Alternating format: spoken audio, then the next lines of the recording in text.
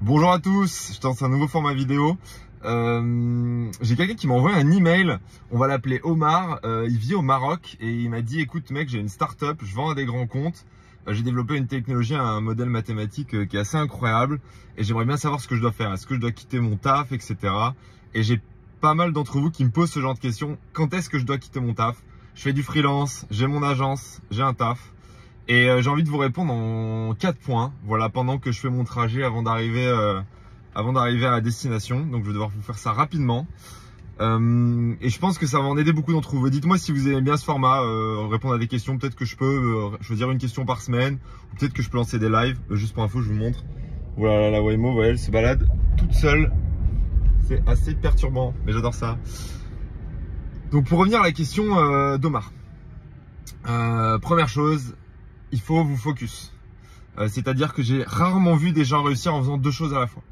Quand vous avez votre agence ou du freelance et que vous faites votre startup en parallèle ou que vous avez votre taf, peu importe, c'est toujours très compliqué de réussir.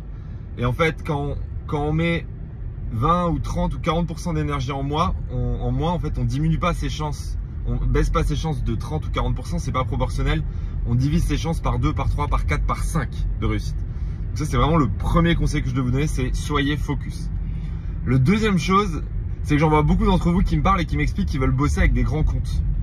En fait, il faut savoir que bosser avec des grands comptes, c'est un piège. Parce qu'en fait, ils vont mettre 6, 12, 18 mois à s'engager dans le meilleur des cas. Il faut absolument que vous trouviez un moyen de vendre à des petites boîtes, de vendre à des décideurs, salut, de vendre à des décideurs qui peuvent choisir vite. Et ça, en fait, c'est pas une option. Et vous allez peut-être me dire, oui, mais moi, ma solution, elle se vend à des grands comptes. Peu importe, trouvez un moyen de vendre à des petits clients, de vendre aux personnes du dessous, de vendre plus bas dans la chaîne. Et en fait, ça paraît être une option, mais en fait, la plupart des boîtes qui partent grands comptes tout de suite, c'est une catastrophe. Voilà, je vous le dis. Et en fait, vous avez très peu de chances de réussite. Je dis pas que c'est impossible, je dis juste que ça marche pas dans 95% des cas, dans 19 chances sur 20. Et que c'est déjà tellement dur de monter une boîte, je vous conseille pas de faire ça. Ensuite, il y a la question du pays, de la ville. Si vous pouvez bouger, si vous êtes suffisamment jeune pour bouger, essayez d'aller dans la ville qui représente l'ambition pour vous. Que vous habitiez au Maroc, en Bulgarie, en France, dites-vous toujours c'est quoi le meilleur endroit pour commencer et passez-y du temps. Je vois tellement de gens tellement ambitieux, qui ont tellement d'énergie, qui ont tellement de talent, qui démarrent juste dans la mauvaise ville. En fait, si vous démarrez à Limoges, à Nantes, à Paris ou à Berlin, vous n'avez pas du tout les mêmes chances que si vous commencez à San Francisco. Après, bien sûr, il y a certaines personnes qui vont dire oui, mais pour mon industrie, la meilleure ville, c'est New York. Pour mon industrie, la meilleure ville, c'est San Francisco. Peut-être que votre industrie, c'est pour votre industrie, la meilleure ville, c'est Casablanca, Nairobi ou Paris. Je sais pas. Mais demandez-vous, c'est où le meilleur endroit pour réussir et allez-y. Allez-y. Arrêtez de vous poser 10 000 questions en fait. C'est déjà pareil, c'est déjà suffisamment dur de réussir une boîte pour en plus vous mettre ça en difficulté. Et enfin, il y a la question de l'argent. Et c'est la plus compliquée, c'est la plus difficile. C'est oui, mais j'ai de l'argent à côté. Alors première chose, moi ce que je vous recommande pour revenir à la question du focus, c'est que bien entendu financièrement vous avez sûrement vous devez sûrement payer votre loyer, vous avez peut-être une famille, etc.